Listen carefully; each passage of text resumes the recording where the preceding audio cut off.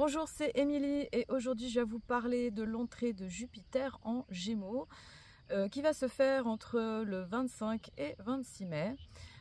Cette entrée dans le Gémeaux va durer un an jusqu'au 10 juin 2025 parce que Jupiter en fait elle fait une révolution, c'est-à-dire elle revient à la même position tous les 12 ans et elle reste environ un an dans un signe. Alors là on a exploré depuis le 16 mai 2023 jusqu'en 2024, jusqu'au 25 mai 2024, donc Jupiter en Taureau, qui nous a incité à nous enraciner, à nous connecter avec la nature, à travailler cette notion d'abondance, de prospérité, notre rapport à l'argent, le lien au corps.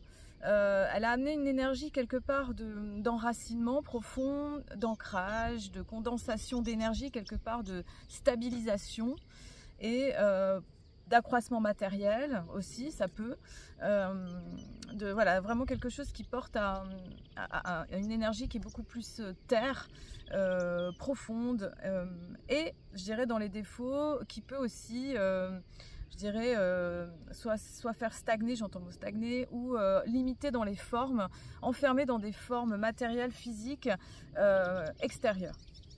Alors Jupiter en Gémeaux, donc on arrive sur une position signe d'air. Donc déjà on est entré dans la période du Gémeaux. Là aujourd'hui quand je vous parle, enfin on est déjà rentré depuis le 20 mai. Aujourd'hui Vénus rentre dans le signe des Gémeaux et Jupiter, elle va suivre la course du coup ce dimanche avec cette entrée. Donc on a vraiment Soleil, Jupiter, Vénus, donc cette bascule dans une énergie d'air. Donc les Gémeaux, c'est le premier signe d'air de la saison qui nous parle justement de cet archétype de l'adolescent intérieur qu'on a tous en nous, qu'on soit... Enfin voilà, quand on est adulte, on a tous notre ado intérieur ou notre enfant intérieur. Le Gémeaux, donc c'est un signe d'air qui pousse à la communication, qui vient, donc là si on se réfère à la nature, donc on a vraiment cette énergie d'enracinement du taureau avec les fleurs qui poussent, les feuilles, on sent vraiment qu'il y a la matière qui est là, la beauté de la nature qui s'est vraiment installée dans toutes ces manifestations physiques, hein, dans le côté sensoriel, les couleurs, enfin le son des oiseaux, voilà, toute cette manifestation très très physique. Et comme je vous disais l'autre jour avec la vidéo de la pleine lune, les Gémeaux, je trouve que ça correspond vraiment à cette période des pollens qui se mettent à voler et de cet accroissement de l'élément air et qui vient disperser finalement tout ce qui s'est mis en place suite à l'équinoxe de printemps et qui va faire circuler les énergies, qui va mettre du mouvement. Donc l'air amène du mouvement, amène de la fluidité, de la communication, de la légèreté. Et donc ce Jupiter en Gémeaux, il amène justement un mouvement, voilà, du mouvement dans nos vies. Donc c'est une proposition quand Jupiter elle arrive en Gémeaux, c'est comment on amène du mouvement, du changement, de la communication, des relations avec l'extérieur, aussi une notion d'apprentissage, de vivre la vie avec une notion expérimentale, d'en extraire aussi des informations et puis d'apprendre au travers de toutes nos relations aussi. Voilà, ça peut être vraiment un grand champ d'expérience des possibles. Alors Jupiter, il faut savoir aussi que c'est une planète qui pourrait contenir 1300 fois la Terre, tellement elle est grande, c'est la plus grande du système solaire, elle est très très très très vaste. Et donc cette planète Jupiter, elle est le facteur quelque part chance, expansion, croissance, qui peut aussi être en excès. Elle est reliée à l'énergie du foie. Donc voilà, tout ce qui peut être en lien avec les excès, le foie, la colère, tout ça. Et Jupiter, eh bien, dans la mythologie, c'est le dieu du ciel, c'est celui qui régit tout quelque part, qui peut aussi être dans une inflation du moi, dans différents excès. Voilà, je regarde un petit peu mes notes. Alors Jupiter aussi, elle correspond à l'intégration sociale. On a Jupiter et Saturne qui nous parlent de l'intégration sociale, comment on va s'insérer dans la société, comment on va prendre notre place. Et souvent ce rapport entre notre Jupiter et Saturne nous dit beaucoup de choses par rapport à ça. Voilà, donc c'est l'intégration sociale, c'est aussi la bienveillance, c'est aussi tout ce qui est de l'ordre de la philosophie, de la religion, du voyage, parce que effectivement Jupiter, son signe c'est le Sagittaire, donc un signe d'expansion, un signe de quête perpétuelle. Là on a eu en plus la pleine lune qui était dans le signe du Sagittaire, qui nous invite à nous dépasser, à voir les choses avec d'une manière beaucoup plus grande, beaucoup plus vaste. Et c'est vrai que cette position en Gémeaux, elle est, on dit qu'elle est en chute, parce que c'est pas la position qui est la plus confortable pour Jupiter. C'est comme si elle avait un petit peu plus de difficulté à s'expanser dans le signe du Gémeaux par rapport, en fait, donc elle est très bien Jupiter dans le Sagittaire et dans le Poisson aussi. Dans le Poisson, il y a une idée voilà, c'est l'océan infini de la vie et il n'y a pas de limite. Et du coup dans le Gémeaux il y a un petit peu plus de limites dans le champ d'expérience. Bon, de toute façon on traverse chaque année des signes et des planètes qui sont des fois plus ou moins compatibles. L'idée c'est d'en extraire entre guillemets la quintessence pour utiliser les énergies à bon escient et pour surfer sur les vagues. Ce que je dirais aussi, c'est que dans le côté positif, c'est tout ce mouvement que ça va induire. Et je trouve qu'il y a quand même un parallèle avec l'année du dragon de bois. Déjà, le dragon, il nous amène à chercher notre force, notre puissance. Il amène aussi beaucoup d'énergie, beaucoup de charisme, beaucoup d'autorité, beaucoup une envie de grandir et d'expansion. Et c'est vrai qu'on est dans une année de bois, en fait, dans l'astrologie chinoise. Je fais un parallèle avec ça parce que je trouve le bois, il ressemble beaucoup à l'élément air, quelque part. Ça parle de mouvement, de communication, de relations, de choses qui vont beaucoup bouger, en fait. Et là, avec ce Jupiter Gémeaux, c'est comme si... de toutes ces expériences qu'on avait apprises jusque-là, tout le mouvement qui va être créé, en fait, qui va s'induire et qui va s'accentuer, va générer justement d'autres apprentissages, d'autres connaissances, et on va être poussé finalement à, entre guillemets, sortir de notre zone de confort, aller vers l'extérieur. Voilà, c'est un mouvement, un signe d'air. Les signes d'air, c'est vraiment des signes qui vont vers l'extérieur. On est plutôt dans une énergie yang, masculine entre guillemets. Les signes d'air sont plutôt, on va dire, masculins, donc en lien avec la pensée, avec l'énergie du mental. Donc ça va être un mouvement qui est plus en lien avec le mental, les idées et la poussée vers l'extérieur. Je dirais que dans ces défauts, en fait, ce qu'il va falloir, ce qu'on va devoir apprendre à travailler justement avec cette énergie dans l'excès, on va dire un peu plus négatif, c'est la dispersion. Voilà. Les Gémeaux, c'est un signe double, c'est un signe mutable, donc qui est très adaptable. Hein. Donc ça va nous demander de l'adaptation. Hein. Je pense qu'on est beaucoup dans un moment d'adaptation par rapport à la vie, par rapport à notre vie, par rapport à la Terre. Et donc dans cette grande adaptation des Gémeaux, hein, donc ça a à la fois une grande qualité chez eux, c'est-à-dire une flexibilité extrêmement forte pour rencontrer des nouvelles personnes, s'adapter à des situations. Et je dirais que dans l'excès, c'est justement un excès d'adaptation et de dispersion.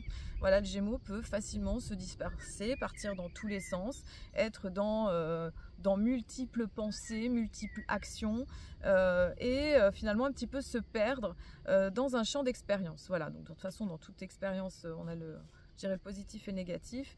Là, c'est l'énergie quelque part qu'il faudra surveiller un petit peu par rapport à ça, de rester focus. Voilà, je dirais que l'énergie de Jupiter en Taureau, elle a permis quand même un focus, un ancrage qui a pu être aussi un peu enfermant sur certains aspects. Donc peut-être voir les aspects enfermants peut-être de notre vie par rapport à certains aspects aussi avec la matière, les formes, je sais pas, le lieu de vie, des situations matérielles qui peuvent être, on va dire, contraignantes, qui peuvent induire des pertes de liberté. Et là justement avec le Gémeaux, c'est justement waouh, comment je donne plus de liberté à ma vie, comment je donne plus de joie, comment je donne plus de fun, de pétillance, d'amusement et de joie. Mais voilà, quelle est la mesure quelque part de cette joie, de cet amusement, surtout qu'on est dans le signe adolescent, régi par Mercure, qui va induire énormément de mouvements, beaucoup de rencontres, beaucoup d'expériences, et comment on va quelque part vivre ça d'une manière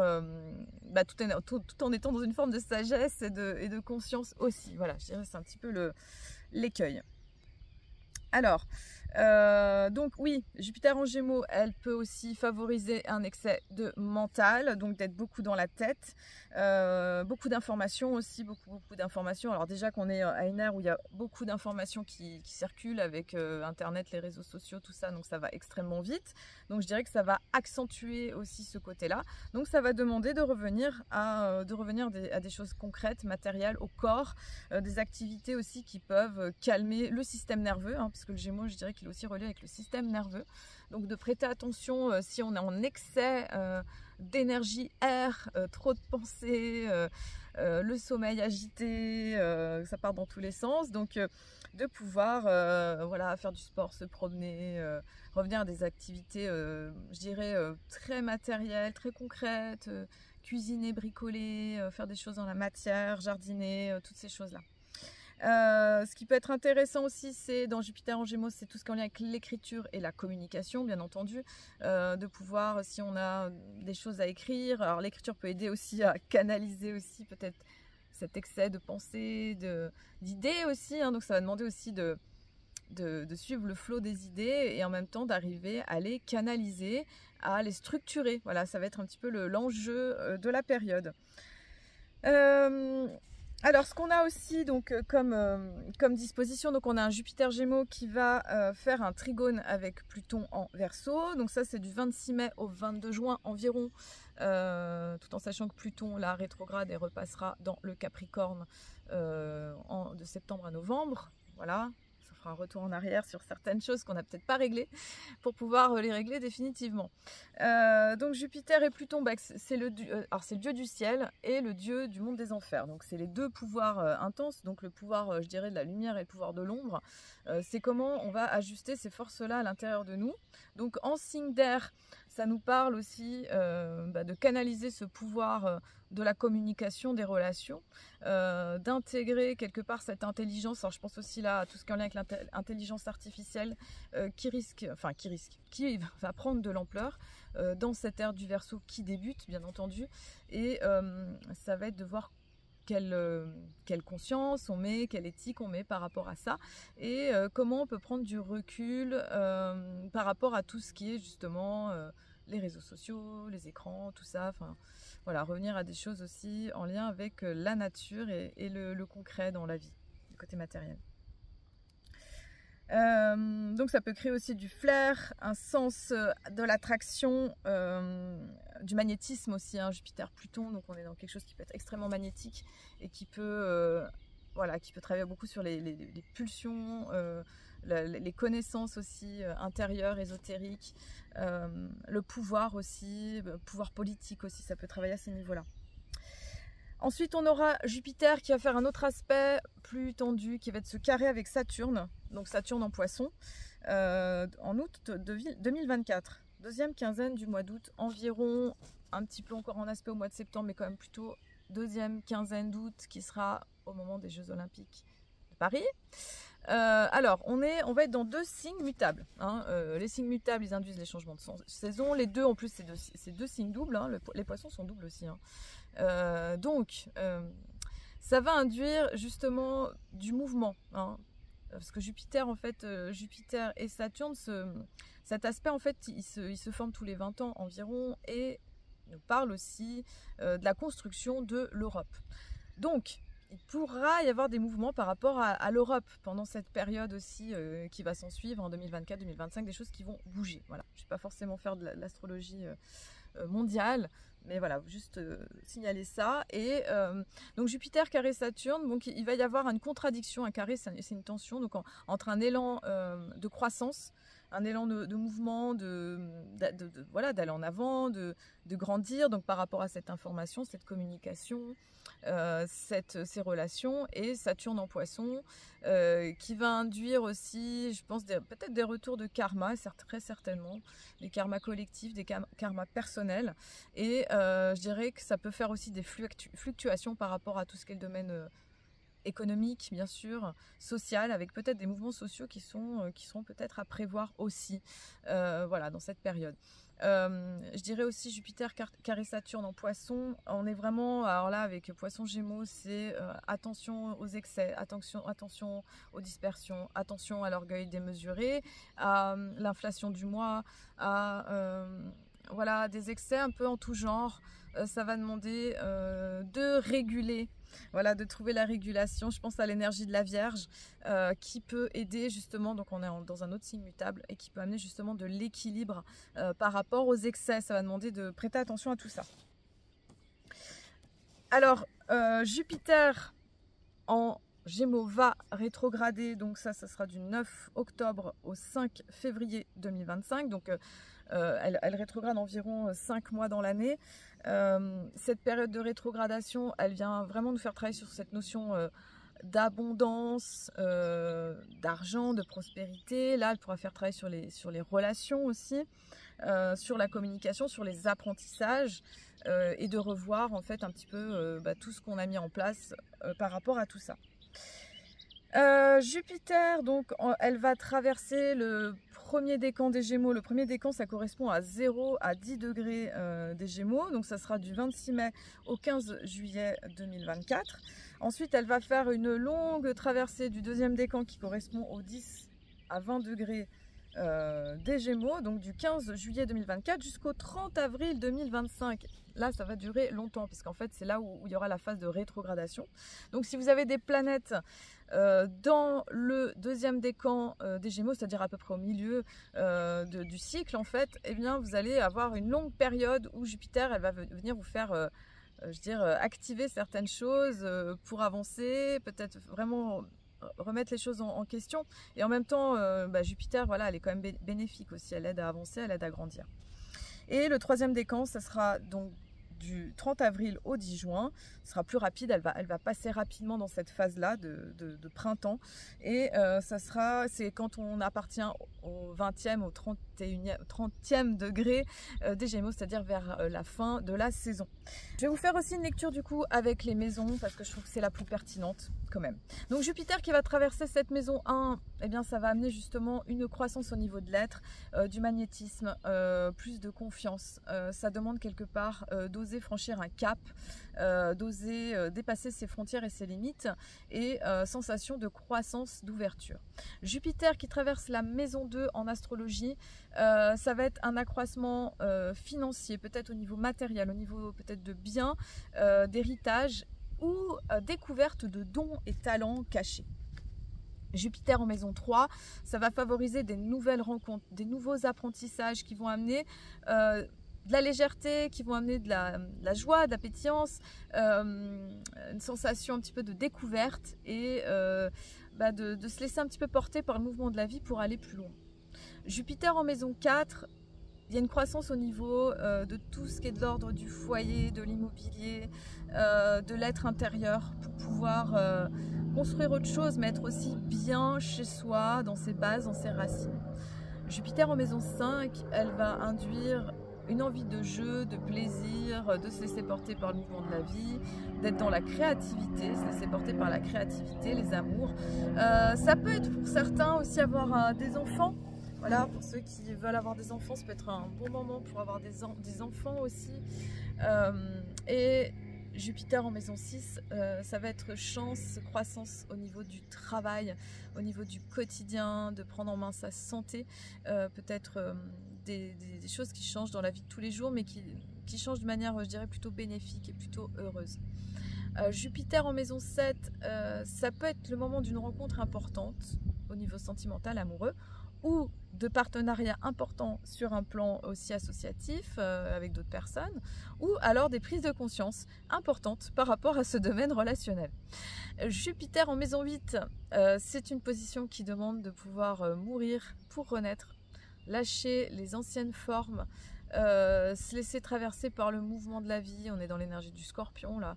Ça ne veut pas dire que c'est les Scorpions qui vont vivre ça, hein, mais l'énergie du Scorpion, c'est-à-dire eh bien, aussi apprentissage ésotérique, de nouvelles connaissances à cet endroit-là, et aussi, pourquoi pas aussi exploration par rapport à la sexualité, la sensualité, et de pouvoir aller plus loin dans ces domaines-là. Jupiter en maison 9 peut favoriser le voyage, l'exploration, la quête, quête de sens, besoin d'un grand apprentissage, peut-être découverte de notions spirituelles importantes aussi. Jupiter en maison 10 va favoriser tout ce qui est de l'ordre de la mission de vie, le côté professionnel, des ouvertures, peut-être des promotions, des situations en fait qui amènent une forme de croissance, une volonté de grandir, sensation d'être à sa bonne place, à la juste place, que les portes s'ouvrent, miracle. Voilà. Et Jupiter en maison 11, c'est une position qui va favoriser les amitiés, les groupes, les perspectives du futur, de voir grand, d'essayer quelque part de se projeter, même si c'est important d'être dans le moment présent. Ben, c'est vrai qu'avec un Jupiter en 11, on peut se projeter beaucoup peut-être dans le futur, on peut beaucoup être dans le futur aussi. Par rapport à ces notions-là, et puis pourquoi pas travailler avec des groupes, mener des groupes, être avec d'autres, beaucoup apprendre par les autres, hein, dans cette notion un petit peu verso du collectif. Jupiter en maison 12, elle va amener une croissance spirituelle, elle va demander de lâcher prise, elle va demander d'intégrer finalement tout ce qui a été appris ces derniers temps et de pouvoir se laisser fluir, se laisser couler, laisser être les choses pour avancer avec plus de conscience, plus de fluidité et faire confiance au mouvement de la vie, protection dans les épreuves aussi, mais ça demande aussi de lâcher prise, peut-être de lâcher des choses anciennes pour pouvoir mieux avancer dans la vie. Voilà, j'ai fait le tour des maisons, j'espère que ça vous aura parlé.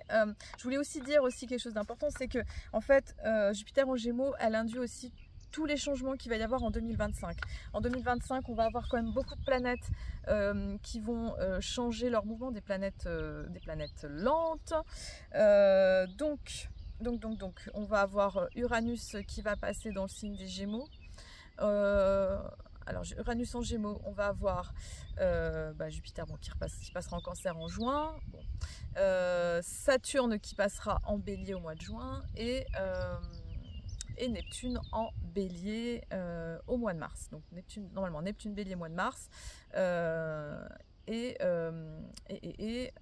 Neptune, j'ai dit, Saturne, et on a aussi Uranus normalement au mois de juillet. Voilà. Donc tout ça pour dire qu'en fait il va y avoir quand même des mouvements comme ça qui vont s'induire dans des signes d'air ou de feu, ce qui va quand même beaucoup changer l'énergie collective. Juste, je vais terminer sur ça, mais pareil, ça fera l'objet d'une autre vidéo parce que c'est quand même un gros morceau de dire ça. C'est comme si là, quelque part, on préparait le terrain d'années en fait où il va y avoir beaucoup de mouvements parce que Uranus Gémeaux, ça va pousser encore plus à signe d'air, mouvement, changement. Saturne en Bélier, ça va amener aussi pareil de la nouveauté, ça va amener régénération, fin de cycle, avec ce qu'on vit avec le Poisson actuellement. Et Neptune en Bélier, oui, ça c'est un gros changement aussi parce que oui, ça va induire encore un nouveau changement, un nouveau positionnement.